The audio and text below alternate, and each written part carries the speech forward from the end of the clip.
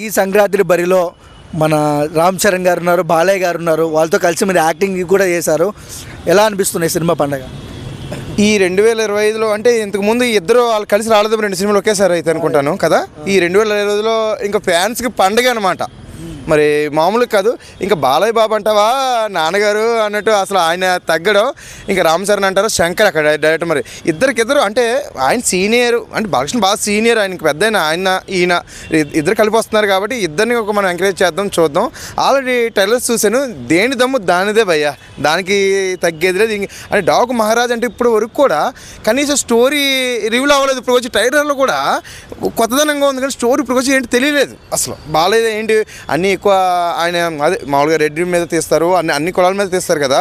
కానీ ఇందులో ఏంటి అనేది డాక్యుమెంట్ అంటే ఓకే, స్టోరీ అయితే రివీల్ అవ్వలేదు. ఇంకా గేమ్ చేంజర్కి వస్తే ఇంకా శంకర్ అయితే చూసారు ఆల్రెడీ.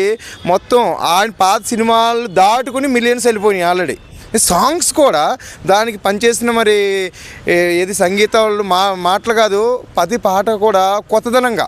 అంటే ఇంతకుముందు ఒకే ఒక్కడు అవనివ్వండి, అపరిచితుడు అవనివ్వండి, ఆ పాటలకి ఈ పాటలకి పొంతం లేదు. ఇది ఇంకా కొత్తదనంగా. అంటే అవి 2015 ఇంకా ఏదో వెనకే వెళ్ళి ఇప్పుడు 2024 కదా, 2025లో ఆల్రెడీ జనవరిలోనే బ్లాక్ బస్టర్ హిట్ కొట్టబోతుంది అనమాట ఈ సినిమా. ఎందుకంటే ఇంకా 2025 ఫుల్ అదేనో మరి ఎందుకంటే అంటే బాగా పెట్టుబడి ఎక్కువ సినిమా కదండి. మరి ఆల్రెడీ నిర్మాత రాజు గారు అంటే మరి ఎక్కడ తగ్గదో, థియేటర్స్ కూడా బాగా ఎక్కువ ఉంటుంది. మరి గేమ్ చేంజర్ అంటే మరి మాటలు కాదు. మరి ఎవరనుకున్నా సార్ ఎవరో తెలుసా? మా రామ్ చరణ్ అదనమాట. సార్ ఇంకా రామ్ చరణ్ యాక్టింగ్ అంటారా ఇంకా చూడక్కర్లేదు. ఇంకా మరి మెగాస్టార్ వంశంలోనే మరి మన పవర్ మెగాస్టార్ 2 పేర్లు పెట్టుకుని వచ్చినవాడు ఎవరు, మనగాడు ఎవరంటే మన రామ్ చరణ్. మరి అవునా, అది సార్ సూపర్ సార్. శంకర్ గారు మీ సినిమా కూడా భారీ హిట్ అయ్యి మొత్తం ఇప్పుడు 2023 మొత్తం అన్ని రికార్డు కూడా బదులు కొట్టేస్తుంది, ఖచ్చితంగా చెప్తున్నాను. సూపర్ అన్న. ఈ మనం చూస్తున్నాం ఇప్పుడు, అంటే శంకర్ గారి సినిమా అంటే సపరేట్ ఒక ఫ్యాన్ బేస్ ఉంది, అండ్ ఆయన ఫ్లాపులు ఉన్నాయి. భారతీయుడు 2 తర్వాత చాలామంది గేమ్ చేంజర్ని ట్రోల్ చేస్తున్నారు. వాళ్ళకి ఏం చెప్తారు మీరు?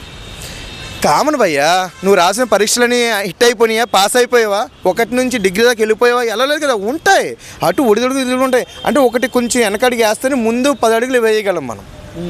అది చూస్తే భారతీయుడు ఇప్పుడు ఓప్స్ అన్నీ ఉంటాయి. భారతీయుడు 1 ఉంది, ఓకే ఉంది. అంటే భారతీయుడు 2 మీద ఓప్స్ ఉన్నాయి. కాకపోతే శంకర్ గారు ఏంటంటే కొంచెం ఆ సినిమా ఈ సినిమా 2 ఒకేసారి కొంచెం తజ్జిబజ్జినాడు, చిన్న పొరపాట్లు జరుగుతాయి. మరి దీన్ని మీరు ఎప్పుడు తప్పుని ఎప్పుడు ఇందులో లాగద్దు. మీరు ఎప్పుడు కూడా మీ మీడియా చేసే పని అదే. ముందు తప్పుల్ని ఎక్కువ చూపెడుతున్నారు, మంచితనం తక్కువ చూపెడుతున్నారు. మంచి జరిగిందంటే ఎవరు వెళ్తలేదు, అదే తప్పు జరిగిందంటే ఆల్రెడీ మనం చూసాం కదా గొడవల్లోనూ. అది ప్లీజ్ భయ్యా మంచి చూపించండి అయ్యా. కొంచెం మంచి పెడితే కూడా ఎదుటి బతుకుతానికి, కొంచెం ఇండస్ట్రీ కూడా పైకి వస్తానికి చిన్న సినిమాలు కూడా బతుకుతాయి. ఎందుకంటే మీ వల్లే సినిమాలు పోయినాయి అని చెప్పి చాలామంది చెప్తారు. ఏంటి బాగున్నా సరే బాగోలేదని. నో భయ్యా ప్లీజ్. అందులో మీరు యాక్ట్ చేసి ఉండి మీరు ఏమైనా రూపాయి పెట్టుంటే మీకు ఆ నొప్పి అనేది తెలుస్తుంది. అది ఎందుకు చెప్తున్నాను, అలాంటివి ఎప్పుడు చెప్పొద్దు. సినిమా పరంగా చూడండి, ఓకేనా?